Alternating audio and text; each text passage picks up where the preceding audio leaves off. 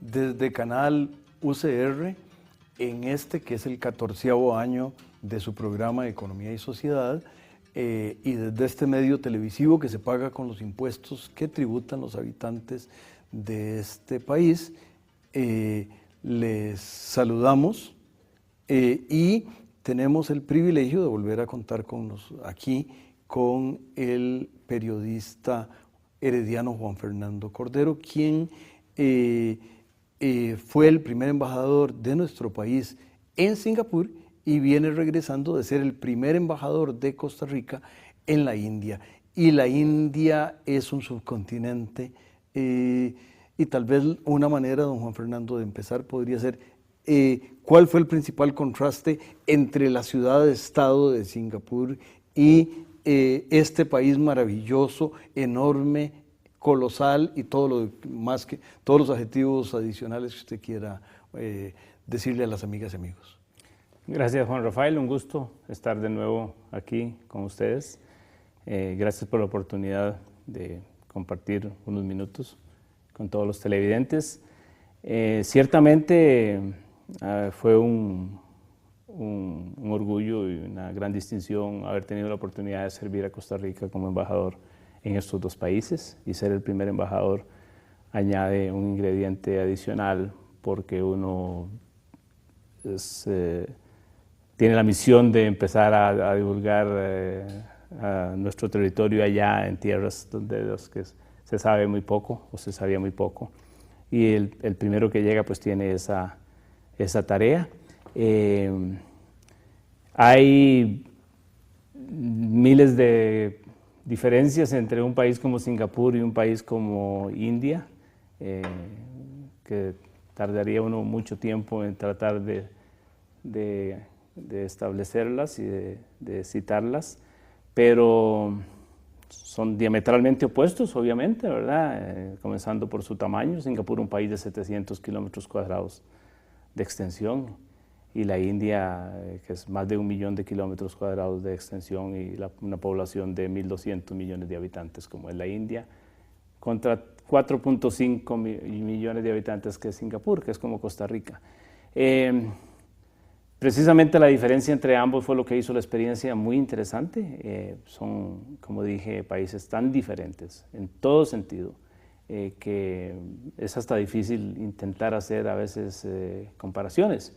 Lo que sí es un hecho es que cada uno en su estilo, en su forma de ser, representó una experiencia muy enriquecedora y una oportunidad, cada uno también en su propia naturaleza, sitios con los cuales Costa Rica puede establecer, y de hecho está estableciendo, vínculos que podrían ser muy productivos en muchos campos, que es parte de la función que se cumple cuando se establecen embajadas en otros países. India son muchos países en un país, un subcontinente que tiene 23 idiomas oficiales, 1.200 millones de habitantes, que según las proyecciones, y si bueno, China ya cambió un poco su política de control de natalidad, pero estaba previsto que China superara a India. Al revés. Perdón, India superará a China, sí, como el país más poblado de la Tierra en unos cuantos años. Entonces, un país de esas dimensiones, como dije, con esa diversidad cultural que tiene, una riqueza histórica de 5.000 años, cuesta a veces describirlo incluso en palabras, porque es tan diferente, es tan contrastante, es tan asombroso India, que 5 sentidos no son suficientes para India.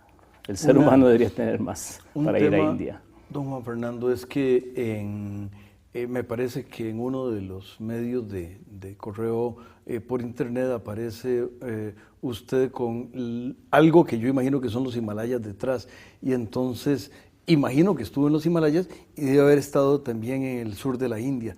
¿Por qué no hace un contraste? Sí. Tal vez ese que es trivial, pero debe ser un contraste enorme. Sí, ciertamente, sí. Es un país con un territorio tan grande que, bueno, tiene los Himalayas al norte, hacen buena parte de su límite al norte, está con los Himalayas. Y el sur cambia totalmente, ¿verdad? Es muy tropical el sur. Hay un estado que se llama Kerala, que es un poco como, que es muy famoso por sus canales. Y yo en Kerala no estuve particularmente porque me pareció que era un poco como los canales de Tortuguero, y no porque no me gusten los canales de Tortuguero y no me fueran a gustar eso, sino simplemente que me pareció que podía ser muy, muy similar. Es puro trópico. O sea, hay unos cambios en los climas tan grandes, precisamente por la enormidad del país. De Delhi al sur del país hay que volar como 4 horas, que es más de lo que puede durar uno llegando muchas veces a Estados Unidos, ¿verdad? Y eso influye también, obviamente, en las temperaturas, de muchos grados menos bajo cero en el norte y después temperaturas muy altas en el sur. Y con un montón de climas diferentes según los estados. Delhi como capital puede ir de 5 grados en el invierno a 45 grados en el verano, que es realmente difícil, ¿verdad? Pero es parte como de las características que India tiene, pero yo diría que su mayor atractivo posiblemente es su diversidad, es esa diversidad que tiene en todo sentido, gastronómica, de religión, cultural, de tradiciones. Como dije, India es muchos países en un país, entonces de eso es lo que lo hace tan atractivo. Y es un país sobre el que se tiene muy poca información, increíblemente, y hasta mucha gente, yo sé que India no es un país de términos medios. La gente o ama India, y yo sé que mucha gente lo dice, o va a India y dice yo nunca vuelvo a India, porque India impacta demasiado. Uno va a India y uno no vuelve a ser la misma persona, nunca, no vuelve a ser la misma persona. Lo que pasa es que hay gente que le impacta mucho lo difícil de India, que es la pobreza, ¿no? Que es una de las cosas más difíciles. Y uno va a India y tiene que ver cosas muy difíciles, cosas muy desagradables, cosas muy dolorosas. Pero al mismo tiempo India es un gozo para los sentidos, porque uno ve cada belleza en India, que uno va de un extremo a otro, por eso es un país tan contrastante. Entonces hay gente que si no soporta lo difícil, pues posiblemente nunca vuelva, y es una decisión muy respetable. Y hay gente que va a India todas las veces que pueda ir, ¿verdad? Yo soy en el grupo que yo volvería a India cuantas veces pudiera ir. Por eso yo creo que la experiencia fue muy enriquecedora, porque de ello es la vida, uno no puede cerrar los ojos, es la vida, y duele ver eso, pero de ahí uno siente que en ese sentido es una enseñanza, porque, y tengo que decirlo, nosotros nos quejamos a veces por nimiedades. Nosotros, en muchos países la gente se queja por nimiedades, y ahí la gente sobrevive y muere en las calles tratando de tener mejor vida. Y muchas veces en el tema de la pobreza, aquí una de las cosas que se critica mucho es que hace un buen número de años la pobreza está en 20% y no se baja. ¿Tiene alguna relación la pobreza que uno ve aquí con la de allá? Pues no. Porque además creo que el término es el mismo, pero... Claro que no, bueno, eso habría que entrar en las definiciones de lo que es pobreza realmente, y los indicadores y los índices para medirla, pero en India, así un número grande, casi 800 millones de personas viven con una cantidad ínfima de dinero por día, podría ser como $1.50. Muchas veces, y los términos son un poco difíciles de usar, ya casi que no es pobreza, es miseria. Ajá. Es miseria lo que hay. Es gente que no sabe si va a sobrevivir, si va a vivir el otro día, va a llegar a ver la luz del siguiente día.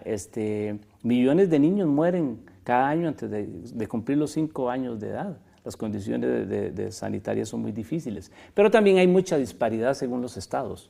Hay estados donde la tasa de alfabetismo es de menos del 50%, y hay estados donde es de más del 90%. Porque ya depende de muchas condiciones, el que unos estados sean más desarrollados o estén en mejores condiciones que otros. Pero volviendo al tema de la pobreza, es muy difícil. Delhi Delhi tiene 3 millones de nómadas urbanos.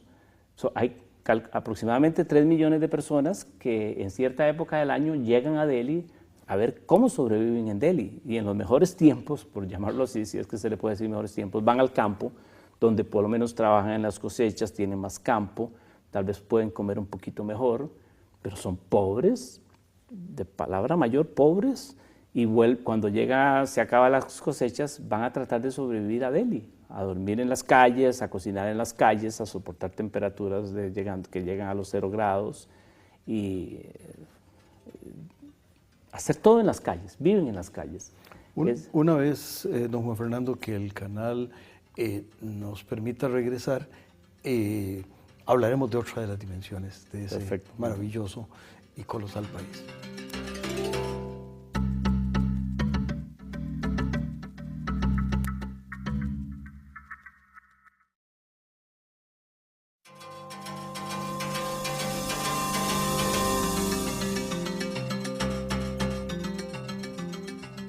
Continuamos, amigas y amigos, con el primer embajador de Costa Rica en la India, ahora de regreso en Costa Rica, don Juan Fernando Cordero, ya tuvimos un contraste de geografía de alguna manera. ¿Qué tal un contraste de culturas y de las presentes? Porque si nos vamos a culturas en el pasado, estaríamos remontándonos a no me imagino cuántos años y cuántas emigraciones, incluso una de las primeras aparentemente son gente que viene del norte y que viene con idiomas que comparten algunas características de raíz,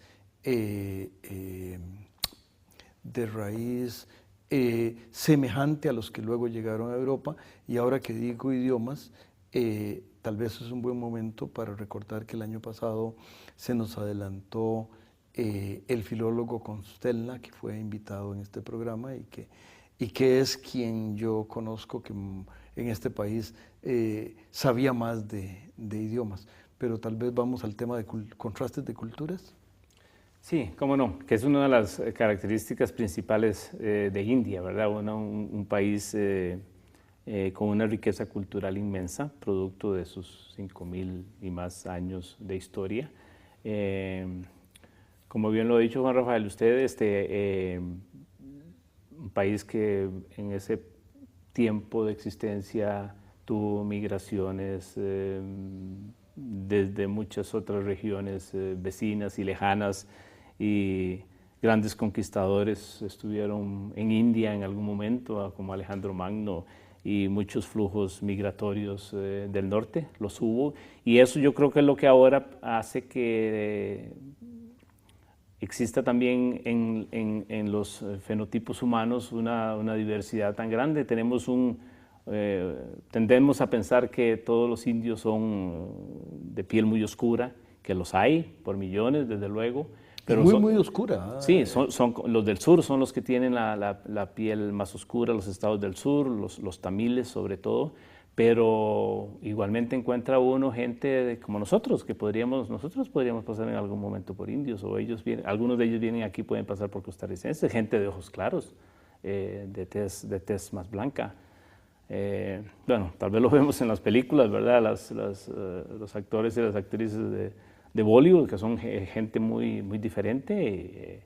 Y eso es producto de todas esas migraciones, y todas esas migraciones de años pues produjeron todas estas diversidad de grupos que se manifiesta también, como lo decíamos al principio, en la riqueza que tienen ellos, en sus tradiciones, en sus lenguas, en sus costumbres, en sus vestimentas, en su gastronomía. Un país que tiene 23, como ya lo dije, 23 idiomas oficiales y cientos de dialectos, pues es producto de eso, de la fusión de muchos grupos humanos diferentes. Y la cultura, al final de cuentas, la cultura como un todo del país se vio enriquecida con ese aporte de muy diferentes orígenes, y la presencia ahí de gente de gustos muy exquisitos como los persas, y la influencia persa se ve muchísimo en la arquitectura. Una joya como el Taj Mahal es de influencia persa, y muchos otros es producto de la presencia durante casi 8 siglos de los mogules en India. Entonces, eso pervive y seguirá existiendo para deleite de los visitantes, y ellos son muy, creo que viven muy orgullosos cada quien de su propia cultura, porque hay grandes diferencias entre estados, pero cada quien tiene sus propias tradiciones, y cuando uno pasa de un estado a otro, como lo decía, es como de ir de un país a otro, porque todo cambia, todo puede cambiar totalmente. El hindi, que es el idioma principal, lo hablan millones de personas, pero uno llega a otros estados y ya lo que se habla es tamil, o lo que se habla es otros idiomas propios, y entonces uno siente como que como que cambió de país y se encuentra siempre dentro de la India. Pero la riqueza la encuentra uno en cualquier parte, porque los monumentos históricos, muchos de ellos patrimonio de la humanidad por la UNESCO, están en todo lado. Eso es producto de la presencia de los grupos humanos que llegaron, que se asentaron en diferentes partes y construyeron donde estuvieron, y eso es lo que le da a la India un gran atractivo para los amantes de la arqueología y de la historia y de la arquitectura, como por citar nada más esos rasgos de la cultura, y no hablar de otros que son, incluso pueden ser más placenteros desde el punto de vista gastronómico, como es la comida india, ¿verdad? La comida india debe ser absolutamente... Bueno, sí, tremendamente diversa, muy buena, a mí me gustó mucho, deliciosa. Al principio cuesta acostumbrarse porque es muy condimentada, pero igual encuentra uno, según las regiones donde vaya, una gran diversidad. Entiendo que ya hay unos restaurantes indios en Costa Rica que creo que es una buena aproximación a lo que es la comida india. Pues habrá que mirar ese pequeño punto, pero tal vez para pensar en eso, la zona del norte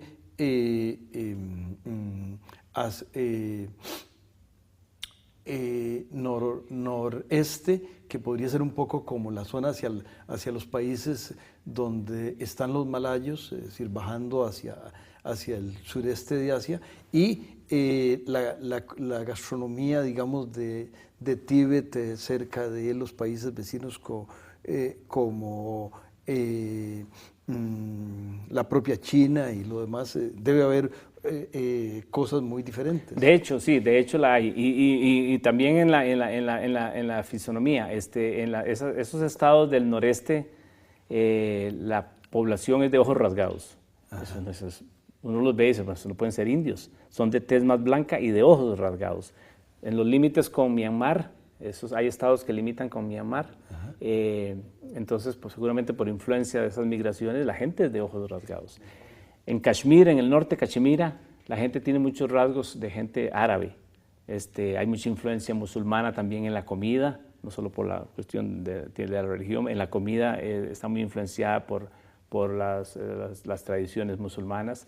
En el sur la comida es muy diferente, varía mucho según la región, ¿verdad? Igualmente, platillos que a usted particularmente le gustaron? Bueno, los curries son el curry, el panir, que es una especie de queso tierno que ellos hacen, el curry, la berenjena la hacen muy sabrosa, como especie, como un puré de berenjena.